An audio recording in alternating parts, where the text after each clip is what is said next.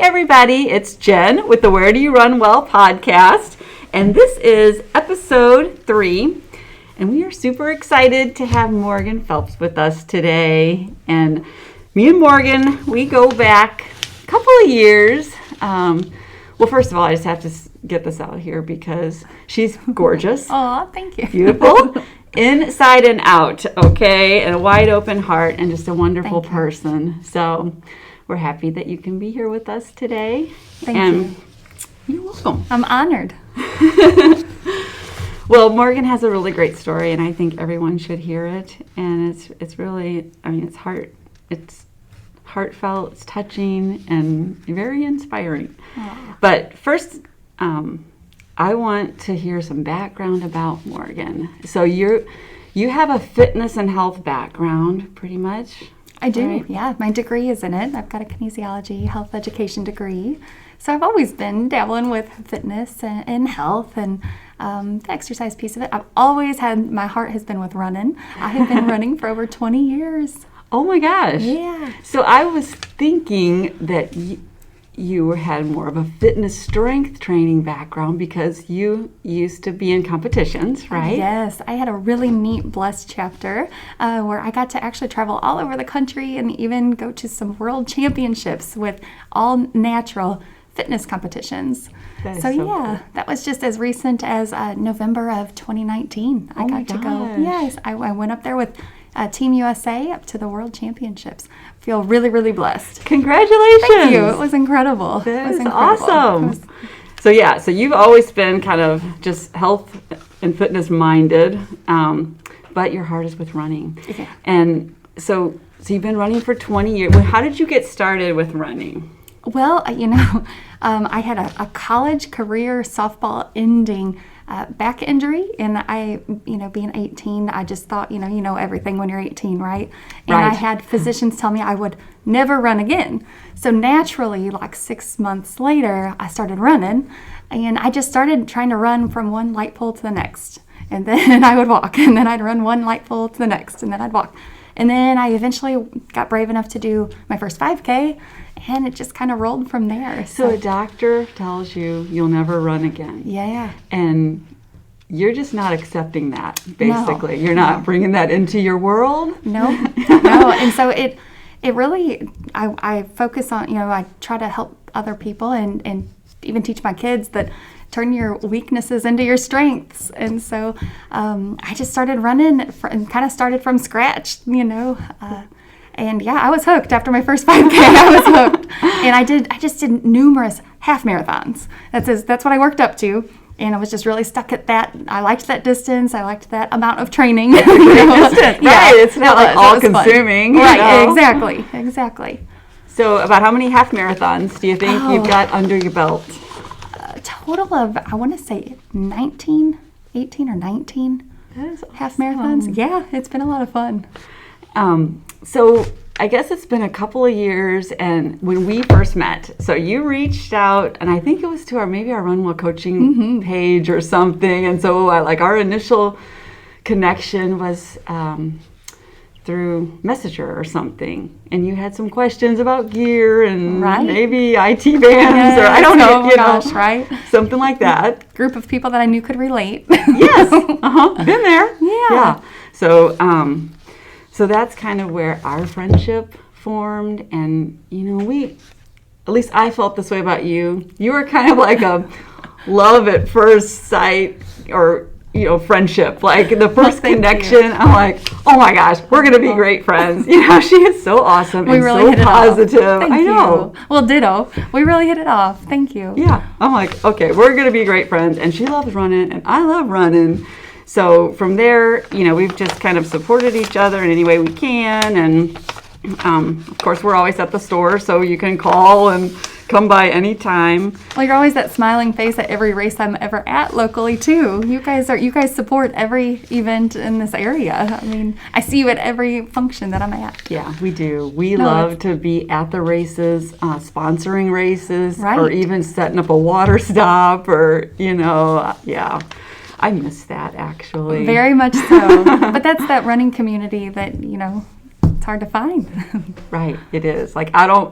And I'm just biased, but I don't feel like we could recreate this magic, like it's nowhere else. I mean, maybe it is, but I feel like it's just something magical about our community. Mm-hmm. Yeah. I couldn't agree more. Like-minded. We are. Yeah. And everybody's uplifting, and it just doesn't matter if you're trying to, run a block or a mile or 15 minutes or whatever. Right. Because we all started somewhere. Yeah, there. Yeah. Exactly. Run into that light pole, exactly. right? And then walk some, and then run to that next light pole. Exactly. So that's really true. So I want to kind of get into your story, because I love your story so much. And you have a lifelong friend and supporter in your grandpa. I do. My grandpa Buddy, he's one of my most favorite things to ever talk about. He's one of the most special humans God ever created. So Grandpa Buddy is 87 years old. Grandpa Buddy and I started, he has always been a cyclist, and I say that he battled mantle cell lymphoma. He's been diagnosed a total of 3 times now.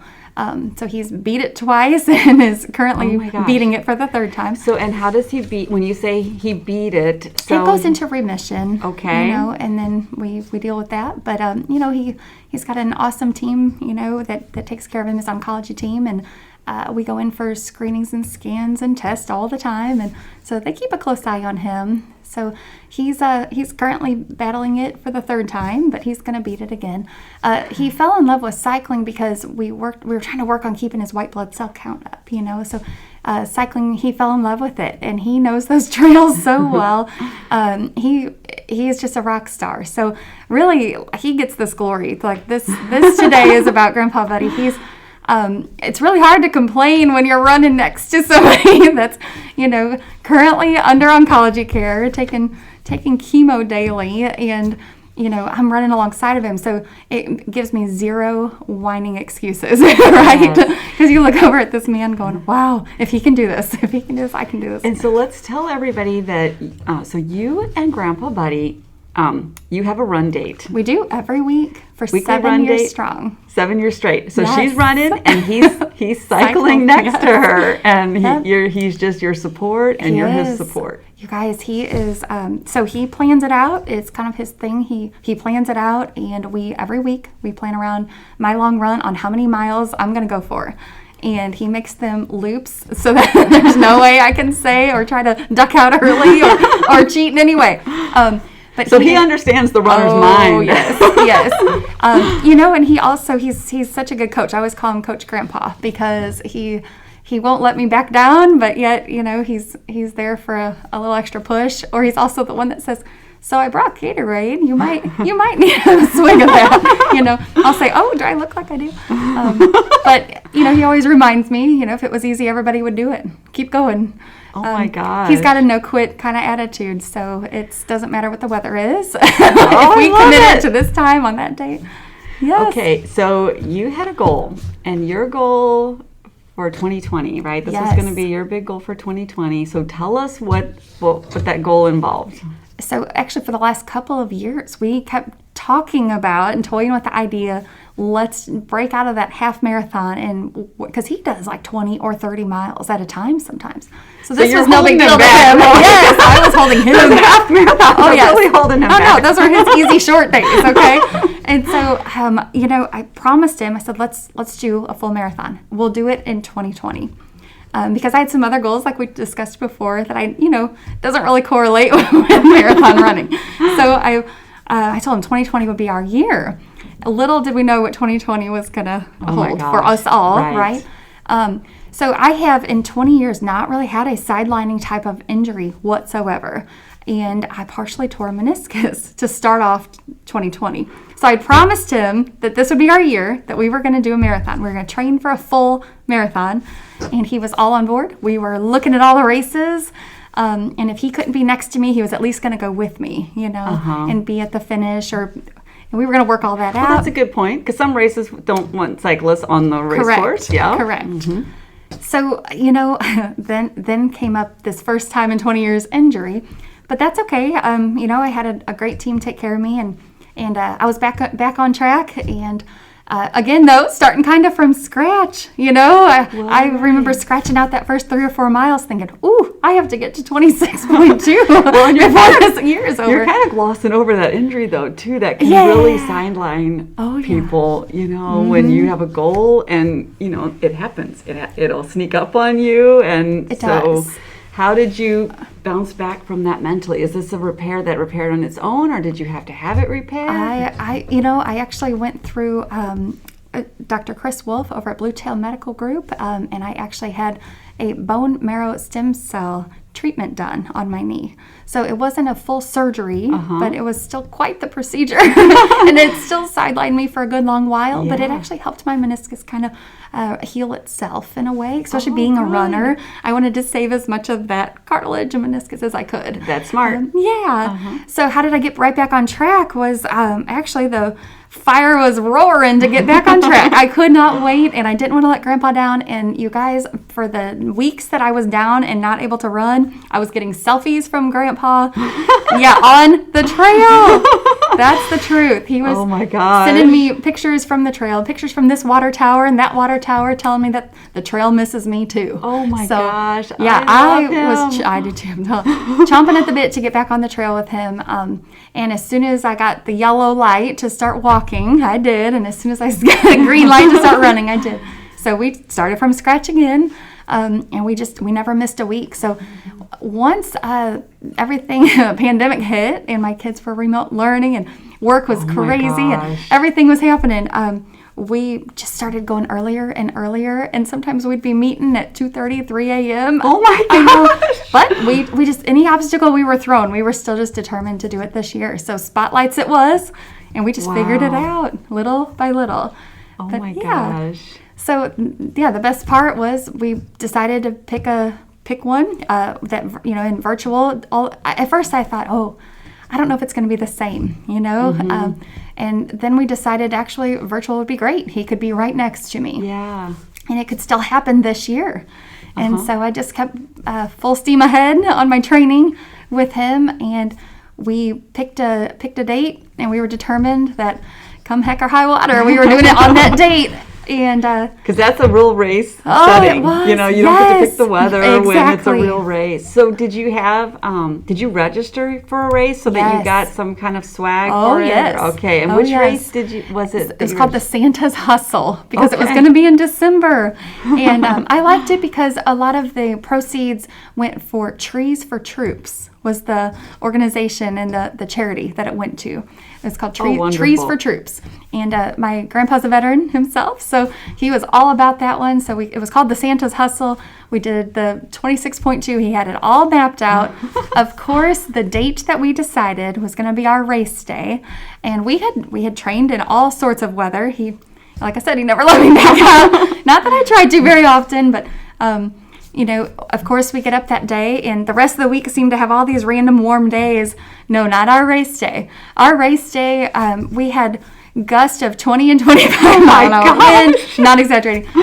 It was 14, 15 degrees for a high that day, and it was just blowing snow flurries. We had a little bit of sleet to start the morning, and I said, "Oh, Grandpa, I don't know if that's safe for you. What about your bike?" And he said, right, yeah. I know. Put it on him. I said, I'm gonna feel like granddaughter of the year if something happens to you. He said, "That's okay. Let's do it." And I said, "Okay." He goes, "Well, I'm not backing out." So. Oh my gosh, you couldn't get lucky enough. I know. So you know what?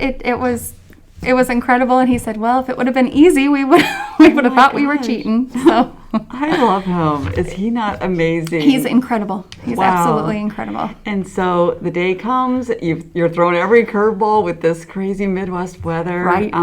Were you dressed okay, you guys? In 9,000 layers. Okay. Absolutely. And my mom was able to. One of the reasons we picked that particular day is my mom was able to be off work and come with us on her bike. So I had my mom. Awesome. Yes, I had Mom and Grandpa biking next to me while I ran and ran and ran and ran and ran some more. And ran some more. I have to share probably one of the neatest parts of the whole thing, you guys. I mean, this is how strong he is. Testimony to how strong Grandpa is. He stops, so we were at 13.1, exactly 13.1. And I said, I need to chug this electrolyte stuff that Coach Yak told me to chug. And so I'm chugging away at my electrolytes. And he said, well, I have to take my chemo anyway. So here he is, 13.1 miles. He's taking his chemo pills. I'm chugging my electrolytes. And he goes, well, let's get going. Oh, my God. Clock's ticking. So, you're right. So we did. We hopped right back on and kept rolling all the way back. Wow. It was amazing. I thought, it really is. Oh yeah, my you gosh. can't whine when you're looking over at somebody like this. You've got no excuses. Yeah, you really don't. Yeah, all perspective, right? So, I mean, my next question was going to be just like your best memory or your favorite memory, but I mean that's a pretty good memory. It just is. race day with Race day was Grandpa Buddy. priceless. Yes, Priceless. It doesn't get any better than you two just getting it done together.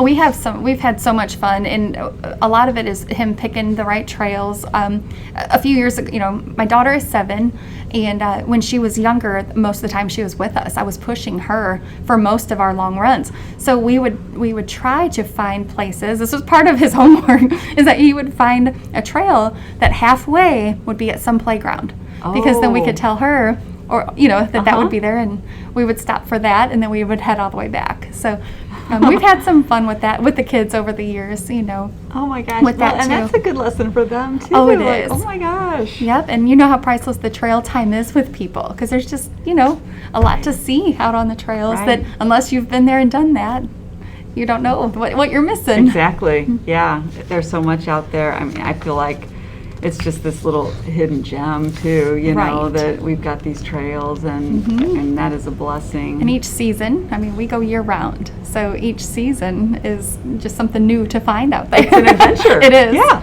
because between the weather and the wildlife Yes. and just all there is to offer. Absolutely. And then when it gets dark early, you've got that element. So it's an adventure. It is.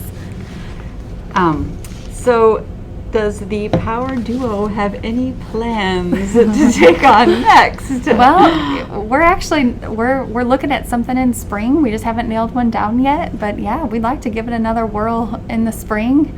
And this time we started in Marine, and we ended up kind of through Collinsville, the other side of Maryville, and then back. So we went exactly 13.1 and then came back.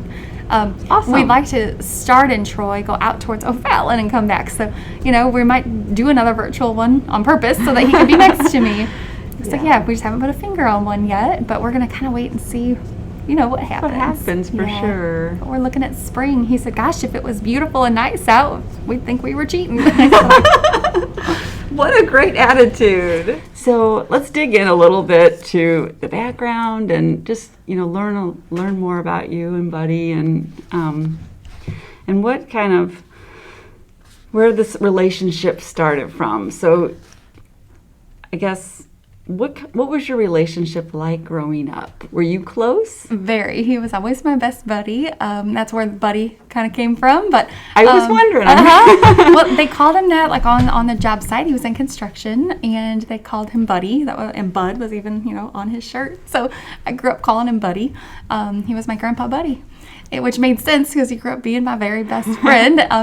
I remember in high school even writing essays about my best friend, my Grandpa Buddy.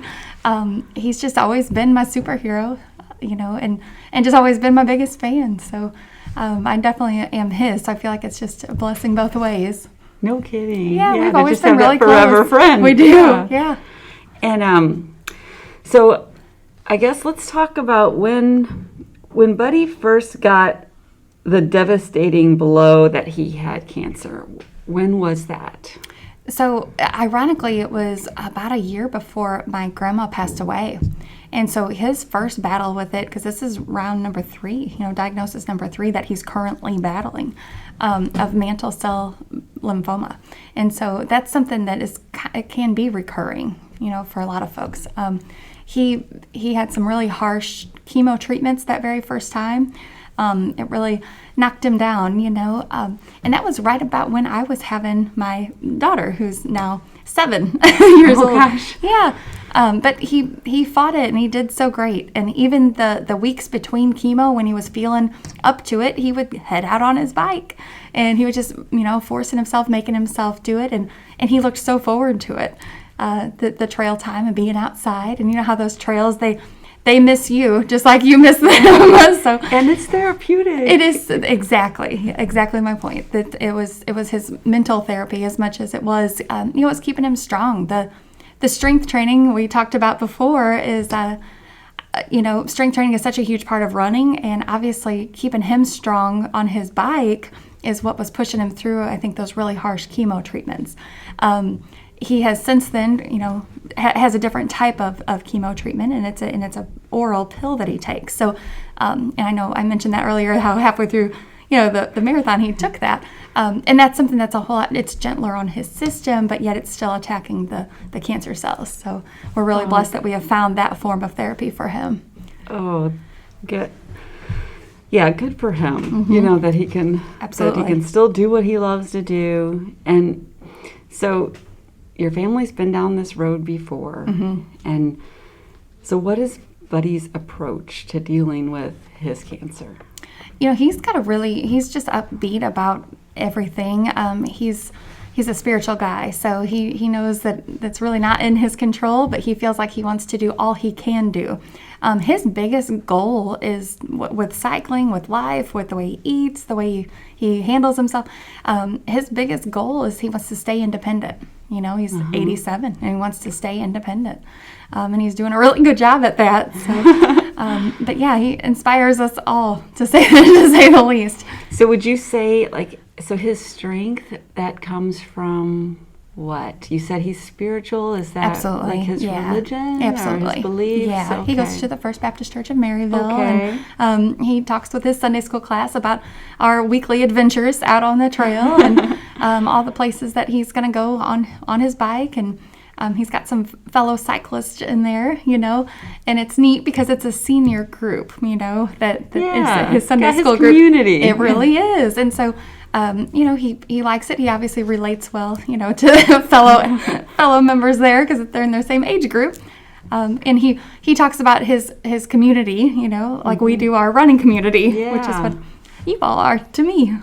Right. Yeah. It's so important. It really is. The like-mindedness is hard to find in our running community too, right? Just like he struggles, Right. with finding people to talk, about back in the olden days. Well, yeah, and I can remember when I was an accountant in a past life, and no one there understood me at all. It was really eye-opening that they're like, "How far are you running? How far are you riding?" Yes. And so, but then once I opened the store, and this is what I deal with every day, and it's kind of like commonplace. Absolutely. That, the like-minded people. Right. Yeah. So it's not, someone so-and-so's going to, run their first ultra marathon or something. And you're like, oh yeah, I've heard of that one. And it's not, so then, but it's perspective, and it is. But that's when years ago when I reached out to you guys. I mean, it was seeking out that like-mindedness, and seeking out that like-minded community, people that don't think you're crazy because you're still trying to figure out how to go run in the snow. Well, we've got tracks for that on the bottoms of your shoes. Right. Of course you do, right? Yeah. So they're not looking at you like you have three heads. No. Yeah. I can remember one time I was at the office and it was snowing sideways and they're closing the office and I'm like, oh my gosh, I have time to go run. Exactly. And they're like, huh? I mean, the looks on their faces, okay, never mind. Absolutely. Because other people don't understand it's not if I'm going to run my long run this week, it's when I'm going to run my long run this week. And that's what kept happening with our training for this marathon was, COVID 2020 just kept throwing us all these curveballs like I was referring to earlier. But, between remote learning and everything else, making our schedule crazy, well, that's okay. We'll just leave earlier. We'll just leave that much earlier. Okay, we got headlamps. So, every hurdle there was, you guys were able to accommodate a lot of that. Problem solving. Absolutely. Yeah, just finding a way. Instead of looking at us like we're crazy, you're just like, sure. What are you going to do? Yeah, You're we have a run solution. At 2:30 in the morning? Sure. And let us help you. Yeah. We weren't always the only ones out there. That's for sure. Oh my gosh, I love it.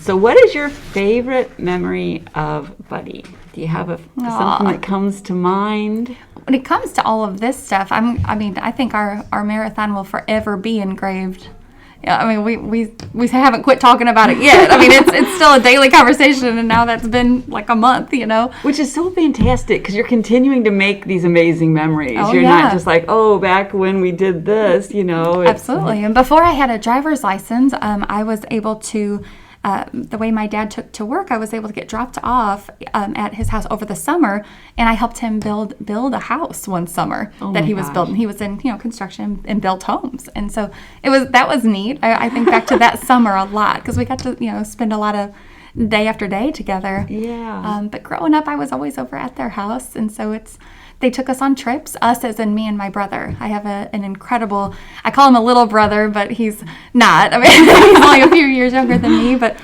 he's my real life superhero also.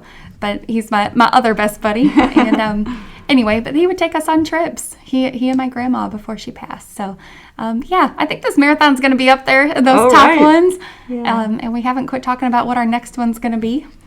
But I have a lot of fun ones out on the trail, definitely. Yeah. So how has Grandpa Buddy, your best friend, helped to shape the person that you are? I feel like every time I look at him or talk with him, it just kind of makes the rest of all the real life problems seem so small, right? Because he's gone through so much and he's overcome so much. Right. And he has instilled that in my mom, who I'm really close to. And I try hard to try to suck all that, from them and learn that from them. So that would definitely be one of the ways that he has shaped me over the years is just trying to make, a real common phrase, make your weakness your strength, and those kind of mentalities, Yes. So over the years, I call him Coach Grandpa, a lot because that's the kind of coaching I'm getting while I'm running. If it's, 9,000 degrees with 9,000% humidity, he's got that no quit in him, just to prove a point. One day he cycled from Troy out to Hamel in the heat of the summer afternoon, and we all thought, oh my gosh, he's crazy, right? Be so careful. And I'm checking on him. And next thing I know, he shows up at my house. I said, it's too hot for us to walk down to the mailbox. Like, what are you doing here? He said, it's not too hot. Too hot for who? So he's something. Oh my gosh. Yeah. We can all learn from that. We really, exactly. Seriously. Just the no quit, Right. and defy all the odds is kind of that's his MO.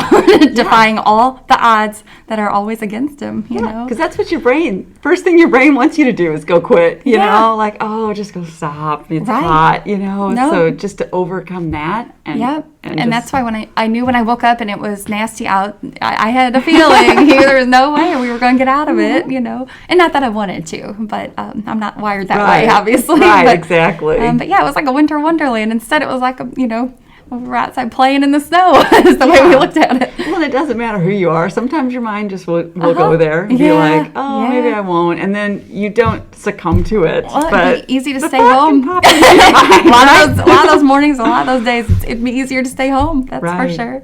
Uh-huh. But if it was easy, you'd feel like you were cheating. Exactly. So you are also a mom, as we talked about, a wife, employee. You have other hobbies. And yet you find a way to train for the marathon, you strength train, and you spend time with Buddy and your family and friends. Your kids are amazing. Thank you. You're welcome. We juggle a lot. Right. And that's a lot of us, So what advice would you give, other women who might be feeling overwhelmed with a schedule like that? Well, I feel like, running and strength training, maybe not to the extremes. You don't have to go, let me change it. You don't have to go to the extremes of a full marathon, or when I say strength training, you don't have to go, we talked about the fitness competitions. Right. Okay, you don't have to take everything as extreme by any stretch. But my advice is always, I think carving out some time for me, I actually am a whole lot better than for everybody else in my life, It's the whole phrase of it's really hard to pour from an empty cup. And for me, trying to strength train keeps me healthy, keeps me strong. My husband and I work real hard, on our farm. I can keep up and do all the kiddo activities, I always wanted to be that active mom, not the spectator mom, I wanted to be involved with what they were doing, right in there with them for as long as they'll let me or want me to be, Yeah. And then, because you blink, and then guess what? Yeah. Exactly. Now they're on to, Absolutely. friends and college. And yes. so. Yeah, mom who? Yeah. And so, oh, wait, can I have some money? Yeah. Okay, now. But I try to spread myself, but not too thin, and making that a priority. And that's what people think I'm so crazy. I go to the gym so early in the morning. But that was kind of the only time that was really my time. Because the other, 20 hours of the day are kind of for everybody else. And sure. Yeah, I do run a business. So, it is, it's a lot, but it's awesome. And to me, I'm a whole lot more energy, when I can make all that a priority for myself. Yeah. And I think, too, what people don't realize is that the exercise actually gives you more energy. It does. Until you make that transition, to a fitness, kind of active lifestyle, that in between, it is kind of exhausting. But once your body makes adaptations, you actually have more energy from the exercise. You sleep better, better digestion. Like mentally, you're healthier. No, I couldn't agree more. The days that I don't go, I just feel so sluggish compared to the days I get up and go, which are most days. So just a follow-up question, how much TV do you watch per day? Oh, funny. I bet I watch less than 10 minutes in a week or two put together. Right? I mean, so there's the answer, too, to everybody who can't find time for all this stuff in a day. Like, you're busy living your rich, full life, fully engaged in your life, and not watching other people live their life on TV. Right. So. No, in fact, it's I try to keep up here and there on social media, and I'm actually terrible about posting things I probably should. With my kids, I like to share stuff. My kids don't have video games. Like, we're just not. Not a screen kind of family. Well, you're busy living a rich, full life that Absolutely. You're enjoying all of it, and that's another reason that you can do everything that you do and do it well. We're very much an outdoor family. We do, anything and everything outside that we can. Oh my gosh, I'm with you. If I just had to honestly be indoors and working out indoors, I would probably be a couch potato. Yeah. If I could find a way to get my strength training outside, I would do it out there too. No, I agree, and I love the running to be outside, but the strength training part, I mean, other than I know it's a necessity, it's not the piece of it all I look as forward to by any means, Yeah. I feel so adventurous when I'm outside running. The strength training, I just know it's just such a necessity I get older, especially. And I love it just because it keeps me healthy so I can run more. Absolutely. So Exactly. I can do the thing that I really love to do because I'm really just a runner. But without the strength training, then I can't be the runner because I'll be injured. So it's so important. Plus, I don't want to be a little old lady that can't turn my neck. Or carrying your groceries. Exactly. Yeah, can't open a jar. Yeah, so you gotta be strength training. It's just all part of it as well. It really is. It's part of being a runner. I mean, they know too much about it all nowadays. For people to just run and just never touch weights. The same muscles. Absolutely. Yeah. Now I'm sidelined. Yeah. Absolutely. We've all been there. We've all done that. So now we know better, and we just have to bake in the strength training. Right. So, listening to your story, and like life, to all of us, like we get donkey kicked. We get like there's stuff that happens, and I'm curious, how do you stay so positive with everything that's happened? Like you've had injuries. Your grandpa's sick. Like, how do you stay positive? Well, I think most of all, I just think, God doesn't give us anything we can't handle, and I think that it could always be worse. Is kind of just my mindset. Oh my gosh, yeah. It could always be worse, and I can always find something to be grateful for. So even on what I would consider a bad day, which aren't very often, you just have to. I try to focus on, get up and choose to just focus on the silver lining and to look for that in each bad, if we want to call bad situation. Because I think there's always somebody out there that would take our bad day, Right. as their good day, Yeah. because like I said, it could just always be worse. It doesn't, these days it seems like you don't have to look very far to find somebody Right. having a worse off, day than you are. So, I just try to stay grateful. I think a grateful heart leads to a much happier life. That's for sure. Right. Yeah, that's such a good point. And just to follow up with that too. So anyone listening to your story today, what would you hope they would take away from the story? Like, what would be your takeaway? I would love for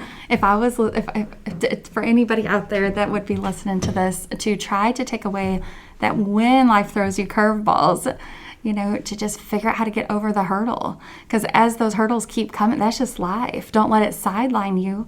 Or if you're chasing a dream, like for me, it was to complete this marathon with my grandpa, and which might seem silly to some people, but we all have dreams. And I think if I would have let the first curveball at the beginning of the year sideline me, I wouldn't have it. I wouldn't have that memory. I wouldn't have that accomplishment. I wouldn't have that. And it's not about me having the accomplishment. It was reaching the goal with my grandpa, and the trickle effect that had, Right. It's with an him amazing too. experience Yeah, with I'll never him. forget the memory, Right. But to not let life's curveballs are gonna happen. So if you plan on them, happening, just know that one little hurdle at a time, eventually those hurdles start getting less and less and smaller and smaller. And there's folks like you guys that you can reach out to when, if it's something running related, or if that's your goal that you're working towards, and that's where those Right. curveballs are starting to creep in. You guys are awesome at that bouncing any problem or hurdle that comes up. Thank you. Yeah. You guys are always, willing and able to help us all over those and around those. Yeah, because there's a lot of hurdles that we've seen and lived through and moved beyond too. So we can help with that, and whatever the hurdle is, there's there would be some help, like if you reach out to, even if it's not running related, Right, absolutely. Well, and just to brag on our running community as well, because really anytime you need something, honestly, I can throw it out to the running community. I could, need some random socket wrench or anything random, Absolutely. and somebody has it and they're willing to bring it and help. And Exactly. so, don't suffer in silence. Reach out if you're struggling with something, because you never know where that help could come from. Right. The whole community full of resources. I mean, just right here at RunWell, and in the running community in general. Exactly. Yeah. So true. And too, everybody's got, kind of a different specialty or Absolutely. niche Something to offer. even. Yeah. Their own unique thing to bring to the table to offer. So just to kind of wrap up, I want to talk about Morgan's weight management business Aw, that thank she you. has. So Thank she's a you. weight management specialist, and it includes nutrition and exercise, and I want to hear more about that from you. Thank you. I call it Farm Girl Fit because it's my own little business that I get to do. I feel really blessed that I feel like my career found me. I don't even know that I was seeking it out. I graduated with kinesiology and health education degrees from SIU way back when, like 2004. So I've been at this with bariatric weight management, and I've gotten to do a whole umbrella of different things over the years with my career. So I worked in the hospital for a long time, and I was able to work with oncology patients. I was able to work with cardiology patients. I worked in a cardiopulmonary rehab. I worked corporate wellness, all kinds of fun things, and even got to work with some OB patients. And I was working with them, helping them, with their exercise, but with their nutrition. So trying to combine it all in just overall healthier lifestyle kind of thing. So I think they taught me as much as I was trying to teach them over the years. But My journey, my fitness journey, led me to now I have a home office, and I've been at that now a handful of years. And I feel really blessed to say I've got dozens and dozens of people that I've helped to lose anywhere from 50 to 100 pounds or more. And again, each one of them come in, they're wired different with a different background themselves. Oh my gosh, so yeah. it literally is something I start with a blank piece of paper in front of me as I start working on their plan and their journey to try to help them take on, their health by their own hands, And so if someone wants to work with you, what can they expect? Well, their commitment on their part is to really be all in. That's what I ask of them. Like, be all in on this. Don't lukewarm this decision. If we're going to work together, I'm going to try to teach you, which is a learning curve. And I tell them all the time, progress over perfection, right? So I'm going to try to teach you your body and what nutrition is going to best help you reach your goals. And it's not always about the weight by any means. In fact, we all know that scale is a liar, right? And so I'm trying to help them, if it's a different physique kind of goal. Some of them just want to learn more about exercise and how to change their body. Some of them, it's, maybe a recent diagnosis that they've had, and they want to better, eat to where they can help manage that diagnosis. So it really goes in a lot of different angles and a lot of different journeys. It's not just about the weight loss by any means.